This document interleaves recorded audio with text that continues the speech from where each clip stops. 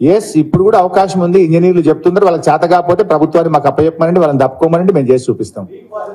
అవునే, దిగుమను రేవంత్ రెడ్డి రాజీనామా చేయమని నేను ఎక్కి చేపిస్తా.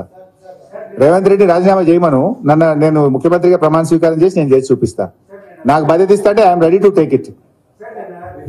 ఆయనకు చేత కాదు హరీష్ రావు నువ్వు చేయంటే చేసి చూపిస్తా. నేను పెద్ద మనిషి మాట్లాడుతున్నాడు, అయ్యా నువ్వు చేత కాకపోతే దిగు, నాకు ఇస్తే నేను చేసి చూపిస్తాను. నేను ఆ పెద్ద మనిషిని అడగదలుచుకున్నా. ఆయన కూడా అంతో ఇంత చదువుకున్నాడు.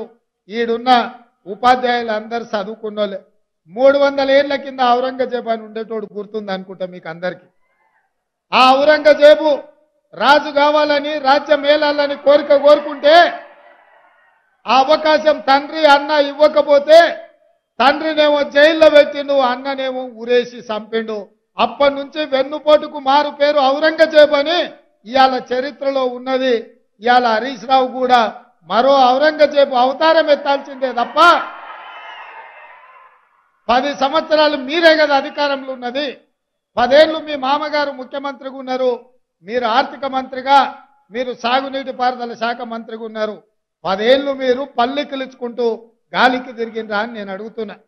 ఇవాళ మీరు కట్టిన మేడిగడ్డ పేక మేడల్లా కూలిపోతే 1,00,000 కోట్ల రూపాయలు ఖర్చు పెట్టి 1,00,000 ఎకరాలకు నీళ్లు ఇవ్వకపోతే ఇవాళ కాగు నివేదిక శాసనసభలో ప్రవేశపెట్టినాం. ఉపాధ్యాయులారా మీరు ఒక్కసారి అది చదవండి.